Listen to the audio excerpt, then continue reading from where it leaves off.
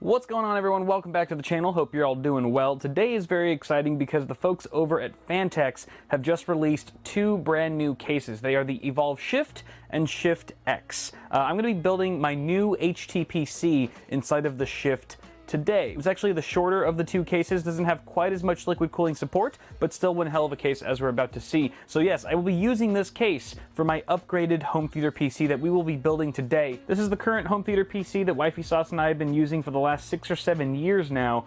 Granted, we made a couple hardware upgrades along the way. For example, we now have a Sapphire Radeon R9 285 in here. It's nothing super current, but definitely not 6 or 7 years old. The original CPU is still mounted, however. We've got a Core i5 3570K Ivy Bridge quad-core processor, no hyper-threading. So it's not a slow PC, but it's definitely not rocking like current-gen modern parts. So this will be a pretty fat upgrade, to say the least. In case you guys were wondering about the chassis, this is the Silverstone SG05, a fantastic mini ITX case that really just boils down all the parts to pretty much as small of a footprint as you can probably get, even by today's standards. So outstanding case, but it is time to move on to the Evolv Shift, and we'll be talking more about this case, of course, throughout the rest of this video. But first, the rest of the parts that we're using for our upgraded home theater PC. My CPU of choice is the Core i5 7600K Kaby Lake processor from Intel. It's got 4 cores, no hyper-threading, but that's totally fine. This is more than enough for what I need it for. Don't worry, no one stole the CPU. It's just I took it out of the box a while ago. But it's a fantastic CPU. The reason why I'm going Intel for this build and not Ryzen, for example, is first of all, I don't need more than 4 cores for what I'm going to be using this system for, which is mainly light web browsing and streaming services like Netflix and Amazon Prime, things like that. Additionally, there aren't many fantastic mini ITX AM4 boards out right now. I mean, there's the BioStar one that I've already used in my Go Anywhere Do Anything PC, but it doesn't have Wi-Fi. I really wanted Wi-Fi for the upgraded home theater PC because we've got Wi-Fi on the existing one. It wouldn't be much of an upgrade if we remove that. So until those new boards roll out, we're going Intel. It's going to be more than enough, again, for what I'm using this system for. That being said, we've got a pretty sweet motherboard here. This is the Asus ROG Strix Z270i Gaming. That's a mouthful. A fantastic board. I've actually used this before in the Encase M1 build that I did back in the day.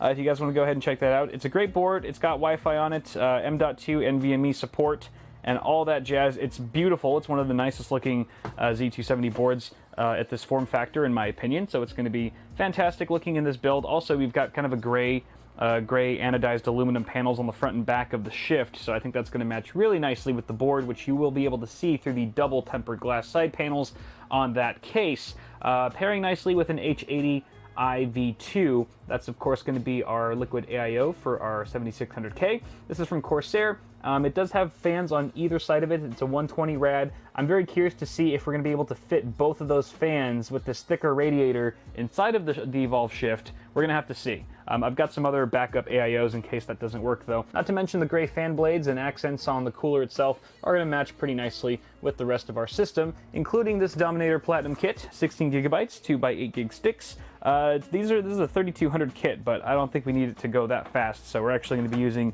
these sticks, which are rated at 3000 megahertz. Thank you very much, autofocus. Pulling out all the stops for our video card, I've got the EVGA GTX 1080 Ti for the win.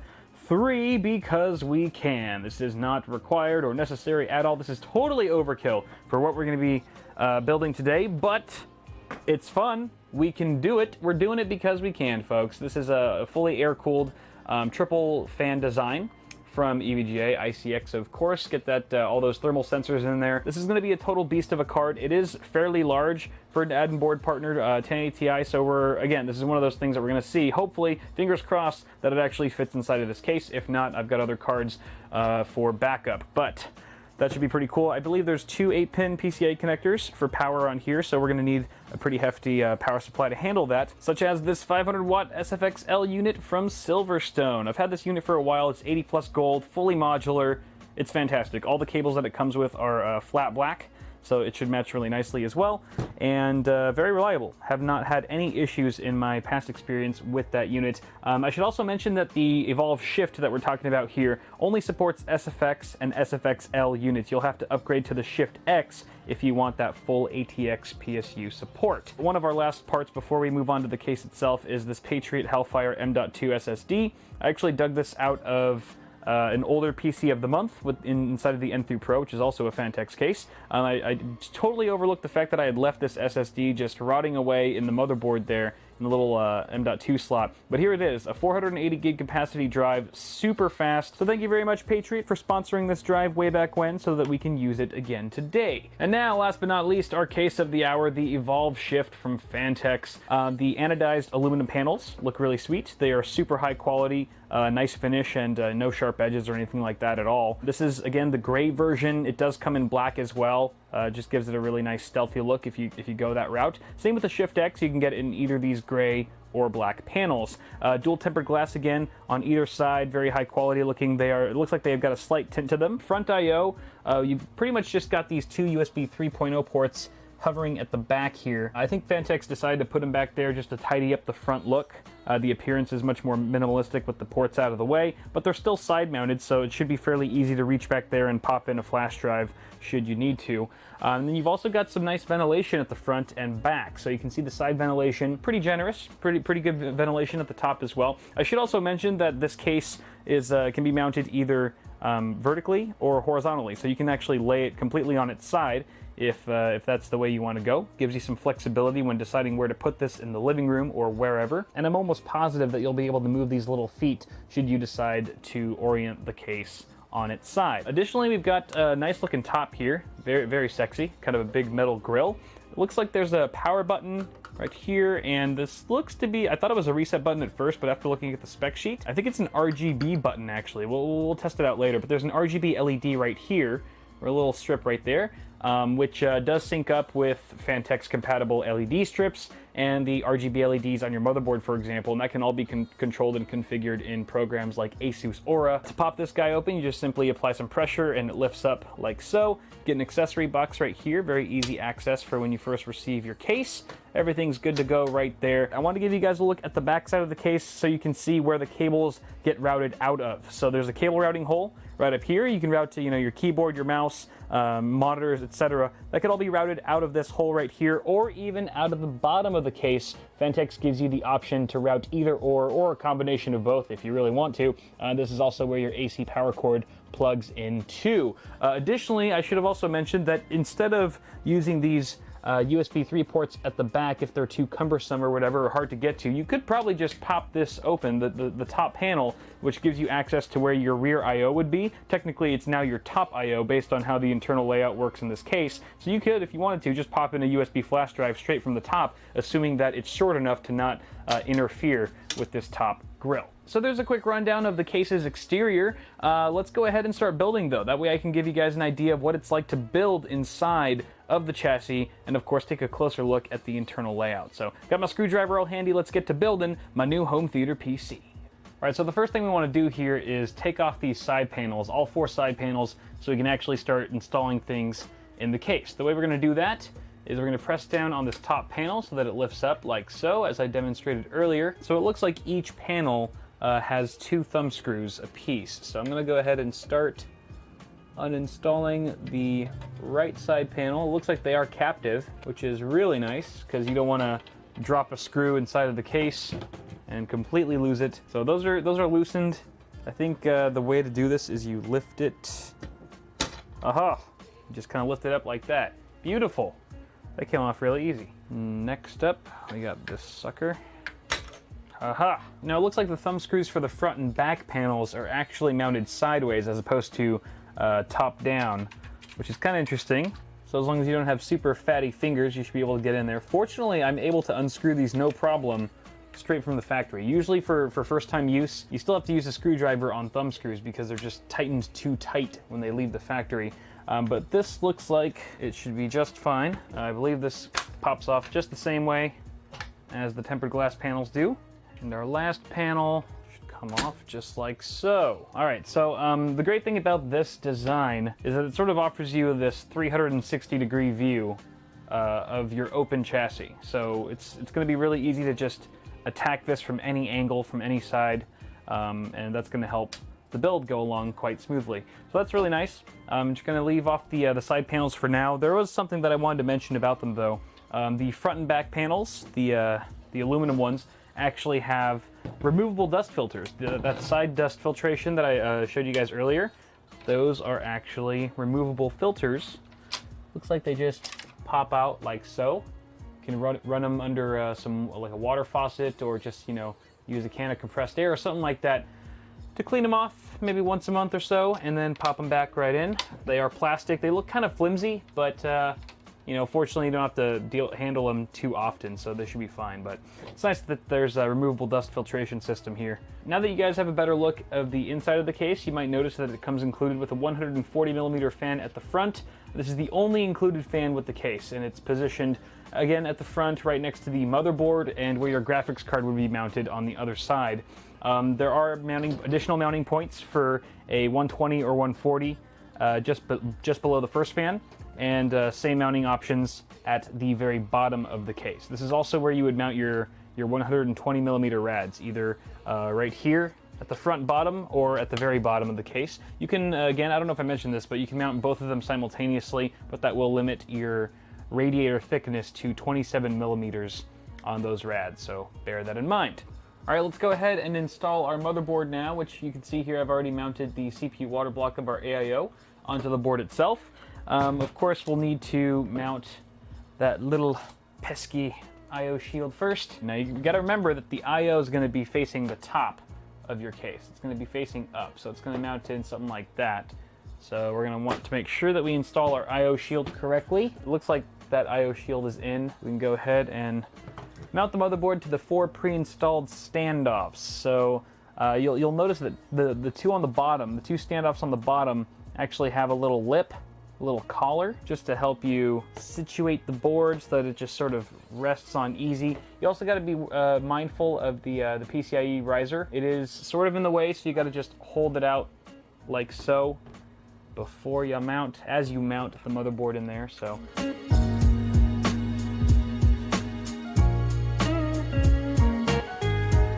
There we go, motherboard installed. There's actually a cable management area right here. You can see there's a little fold down door to conceal some of it. Keeps it looking nice and tidy. So I'm gonna fold this little cable management door down. It's magnetic. You can see we've got some front panel connectors here tied down with an included Velcro strap. Let's go ahead and plug in our USB 3 and front panel connectors.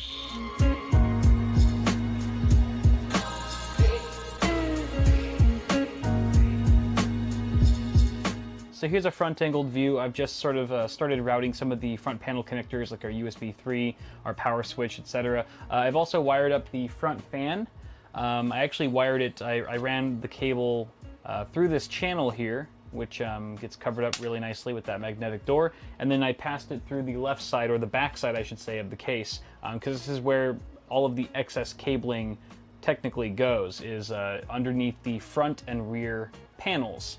And Phanteks has done a real nice job of including plenty of Velcro straps to hold those cables down so that you can fit those side panels on pretty easily, and it does a really nice job of concealing them as well. Pretty much this is all the cabling that I think I can do for now. I guess I could pass the 4-pin fan connectors coming off of the CPU AIO water block through the rubber grommets. There's actually 2 rubber grommets in this hidden cable channel here, so that's really nice. Now, since our Patriot Hellfire is the only drive we'll be putting in today's system, we won't really be utilizing any of the other storage options in this case, but that doesn't mean we shouldn't talk about them. So first off, we've got 2 removable mounts right here. These are 2 trays, 2.5-inch trays, so you can put a pair of SSDs here. They're removable and they come off, they basically mount to these little rubber washers, so it's toolless. You technically have to use a screwdriver and physically mount the SSD to the tray, but once it's mounted to the tray, it just kind of pops onto these rubber washers here.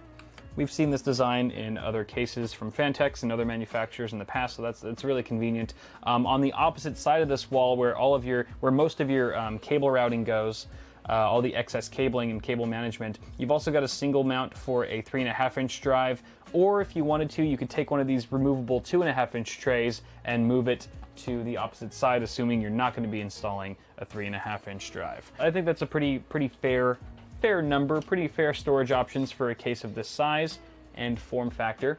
We've also got this PCIe ribbon cable that sort of leads to the opposite side of the case.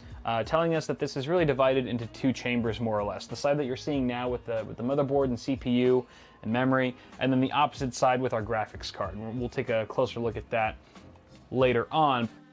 All right, so now we're ready to install the radiator of our AIO, and it's a 120 again, and this case does support two 120 radiators, one at the front here, kind of towards the bottom at the front, and then one at the very bottom. We're going to opt for the bottom today because that might give us a bit more room for GPU clearance once that's in there. So here's a look at the bottom plate, which is removable in a very easy way. You just kind of pull it and pop it off like most front panels for a traditional ATX mid-tower, and it pops off like so. It's very easy. It's just got these 4 pegs that fit into these 4 holes. 2 feet, the feet that we saw earlier, they are long feet, but they have 2 pads per foot. So here's 2 pads on one foot, here's 2 pads on the other long foot, and these are removable. I can confirm that now with the 2 screws on either end. Just go ahead and remove those, and the feet come right off if you want to lay this case on its side, kind of like how it is now. There's also a removable dust filter. It's a nice little plastic filter, comes out from the side. Underneath here we see a bunch of mounting points, just tons of flexible mounting strips for 120 or 140. So we're going to start off with our fan and radiator. We're going to do one fan at first, and then install the GPU and see if we can get away with installing a second fan for push-pull. Priority number 1 right now is just getting at least one fan and the radiator installed. So let's go ahead and see what this is going to look like here. Try to block it out.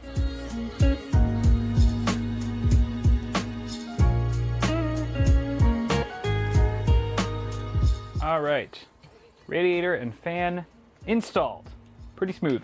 We've also got our fan cable here, which we can probably route through either this generous opening right here to the right of the fan. We can't actually route it to the left of the fan simply because that's where our power supply is going to go, which, by the way, we are blocking our friggin' power supply. Gosh darn it. Son of a bitch. So apparently I screwed up, guys. I was supposed to install the power supply before mounting the radiator in here. The order of operations in a case like this, since it's just such a unique internal layout, is all backwards. It's all upside down. So look at this. I can't fit this in here. So I messed up. I should have been reading the instructions more carefully, or even at all. The manual's like underneath that box, under the graphics card box. I haven't been looking at the instructions, so that's really my fault and not Phanteks in any way. But it goes to show that, you know, with a case like the Evolv Shift, you kind of have to forget everything you know about building PCs because it is such a unique layout, and you really have to sort of rely on the user's manual for the first go. Otherwise, you could run into some snags such as this one. So on that note, I'm going to go ahead and uninstall this so I can install this and then reinstall that, and then we should be good to go. All right, so here we have the power supply mostly installed. It's kind of just put in place right now. It's sort of difficult to get it in here with the plugs because with the plugs installed into the unit itself, we hardly have any clearance above. This is about 130 millimeters long for a power supply, and we're just barely getting enough clearance. So it was really a tight fit. We still have to screw it in for now, but let's go ahead and finish screwing this guy in. So we've got the power supply screwed in now, and you can see here we've got a little pass-through at the bottom of the case. It's just long enough to plug into the back of the power supply. Don't forget to flip the switch so that the system boots properly when it's time to boot. And you can see the pass-through goes to the rear of the case. I think we might have spotted that earlier when we were taking a look at the exterior. So that's all pretty good. I mean, power supply is complete for the most part. Now we can go ahead and reinstall our radiator. All right, so now we're just going to do some cable management. We've got all of our power supply cables right here at the back of the case. There is a fairly large opening, nice cutout on the back wall for routing cables to their appropriate connectors. So we're going to start with let's do our 24 pin. Let's get the meaty guy out of the way first. Let's see how easy it is to fit him through this little routing hole. Actually, I'm going to unplug the USB 3 header just for now to get it out of the way. And sure enough, our 24 pin seems to be getting through just fine. Go, 24 pin installed. Next up we can do our 8 pin EPS for the CPU. Voila. Now I have to bear in mind that the memory sticks still have to go in here, and they have pretty tall heat spreaders. So you know what, let's install the memory right now. It's good to install the RAM, especially if you have taller heat spreaders on your modules around the same time that you're doing cable management, because otherwise if you install the memory well before that, it can get in the way. And if you install it too late, then the cables that you've routed will get in the way of your memory stick. So that looks pretty good for now. Not much we can do about this cable here. An issue that you might have is that the the 8-pin or any cables that are to the right of the motherboard may interfere with the front fan here because it's just, there's hardly any clearance between the fan and the motherboard, so bear that in mind. Fortunately, looks like we're getting by just fine here. All right, so now let's move on to our video card. The video card is on the completely opposite side of the case. It's got its own little chamber, so we're gonna turn this around. So here's a look at the graphics card chamber, and it's a pretty ingenious design how they've set this up. So basically, here's the ribbon style extension for your PCIe, going to a by 16 PCIe slot, which you kind of can't see right here, but it is right here. That's attached to this bracket that's sort of on rails, and you can see here it's got a flexible mounting strip, so you can mount it all the way to the right or all the way to the left, in the center, wherever you want, based on your clearance needs. The bracket itself is being held in place by 2 of these screws here, and there's one standoff on the opposite end where the cable channel is underneath the motherboard. So we'll have to get back there in just a sec to remove the bracket. The other cool thing about the bracket is that it's reversible, so it allows you to flip the card 180 whichever way you want. So right now it's configured in a way where the fans would be facing inward, and that'd probably be the best for airflow, I would imagine, but you can reverse it, as I mentioned, to have your graphics card shroud facing the tempered glass if you want to get some nicer visuals of your card, depending on, you know, what your temperature needs are, what your thermal requirements are, and just your aesthetic preferences, I suppose.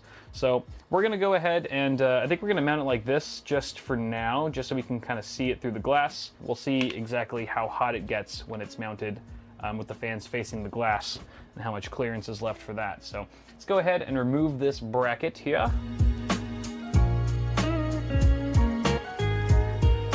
This should remove just like so. Easy peasy. Now we can go ahead and flip it around since we want to do the opposite orientation here. Basically the way you do that is you take this little standoff, we have to remove that and basically place it on the opposite end. So let me go ahead and do that really quick, which you will need like a wrench to do that.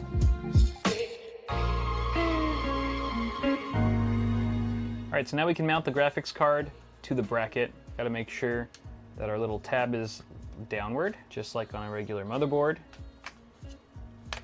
Looks like it's in there. And we gotta put 2 screws to keep the card fixed to the bracket.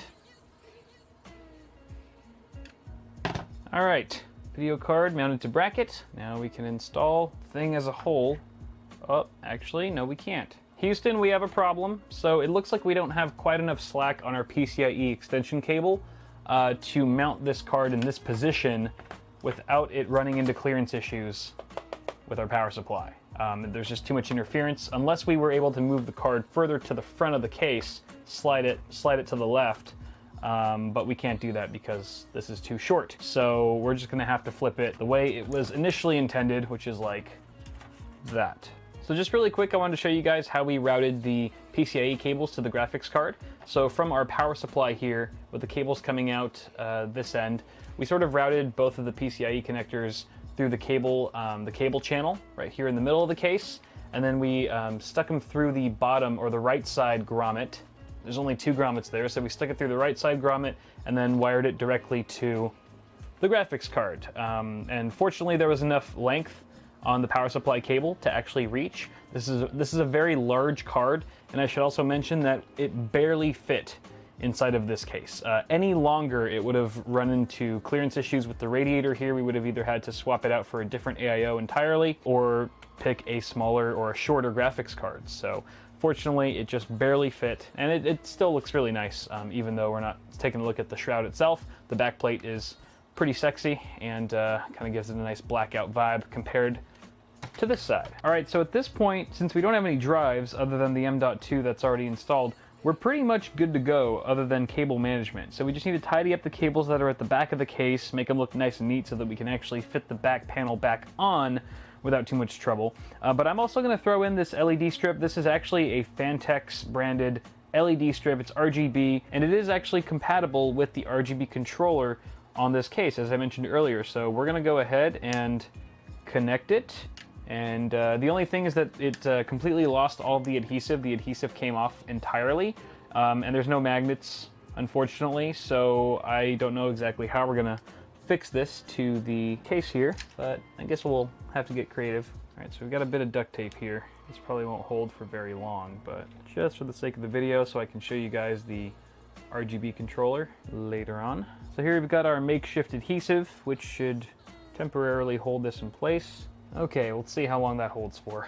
And I'm gonna go ahead and plug in the cable. I've already plugged it in to our fan controller here. Last thing we have to plug in for this build is the RGB controller. We need to give it power. Just a little SATA connector. I'm really glad that it's SATA and not Molex, so +1 to you, Phanteks. Wire that guy up. And this is pretty much what we're left with. In terms of as far as our excess cabling goes, this is it. You're looking at it. It's just this, mainly the SATA cable, our USB 3, and some of the, the front panel connector stuff, but really easy.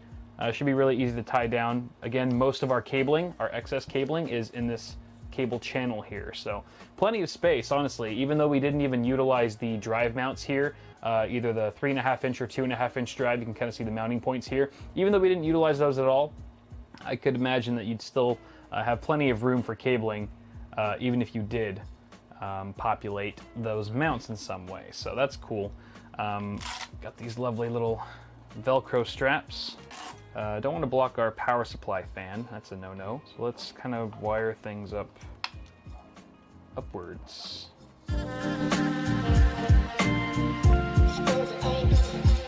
All right, so cable management took next to no time at all, and it looks like we've still got plenty of room to pop our rear panel back on. So let's go ahead and do that as we approach the end of this build.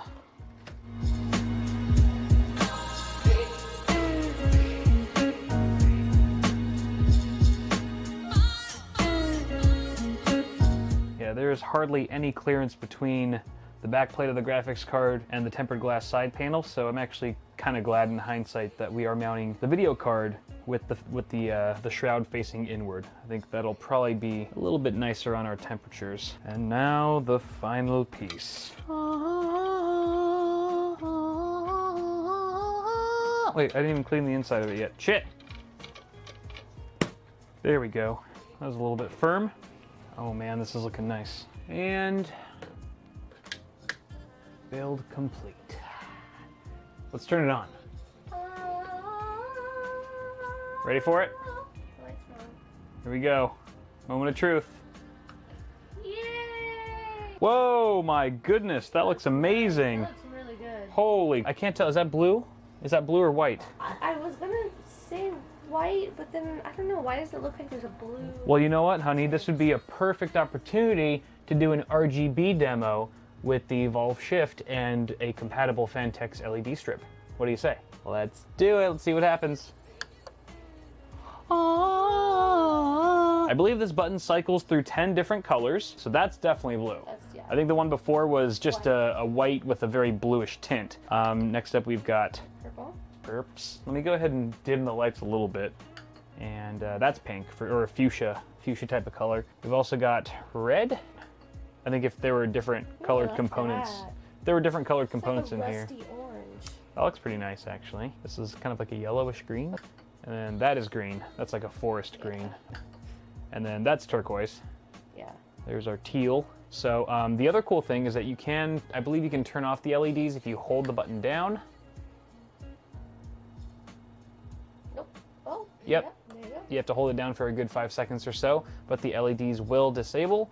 You can go ahead and press it again to turn them on. And I believe if you do a long hold, a long press is supposed to give you different effects. So now it's actually breathing. It's doing like a breathing thing, right? Mm-hmm. Fading up and down. This just fades between all the colors of the rainbow. That's like the show floor mode. I think it's just static after that point. And of course you could just do away with the RGB button altogether if you wanted to by simply routing the LED strip to an RGB header on your motherboard should it support it. And that way you can configure all of this stuff in the software, whether it be Asus Aura or similar. Definitely a reason to pick up a Phanteks RGB strip or something like that if you want some additional bling. And here's just a quick look at the opposite side. While it's not quite as glamorous, you can see some of the EVGA logo. That's what you see. peering through the back plate. It's very minimalistic, but it looks nice. I believe that's also customizable in the EVGA Precision X software. So you get options. You get lots of options, and of course the RGB light at the top of the case matches the color of the RGB strip and stuff. So pretty cool. All right, guys. So there is mine, Wifey Sauce's new home theater PC. It looks fantastic. You guys let me know what you think, though, in the comments below. As far as the Evolv Shift, awesome case for $110. I don't know if I mentioned that yet, but $110 MSRP at the time of launch, at the time of filming. There's Wifey Sauce on her phone. Hi, honey. Hi. But the Shift X is $50 more than that, so you can get that one for $160, I believe. And yeah, worth every penny, at least for the Shift. I have yet to even open the box for the Shift X. Let me know what you guys want to see with that case, if anything, in the comments below as well. But a very lovely case, very well thought out. Every inch of space is for the most part utilized quite well. The cable routing in this case is also just managed very smartly. The fact that you can hide all the cables underneath both the front and rear panels, and this middle channel here for routing all your cables from the power supply to whatever components that need to be routed to is very, very handy. And it looks tidy too. I mean, if you're just looking at it dead on, you can't even tell that there's just a cluster of cables behind that little magnetic door there. So very good job, Phanteks. Thank you for making another great case. But guys, let me know what you think of the Shift so far, what you think about its looks and its functionality as well. Let me know what you think, and also toss me a like on the video if you enjoyed it. Before you go, feel free to check out Bitwit Ultra, my ad-free early access channel for $1.50 a month. The first 2 weeks are completely free, and you can back out any friggin' time. As always, I'm Kyle with Bitwit. Thank you guys so much for watching. Subscribe to the channel for more tech stuff if you haven't already, and I will see y'all in the next video.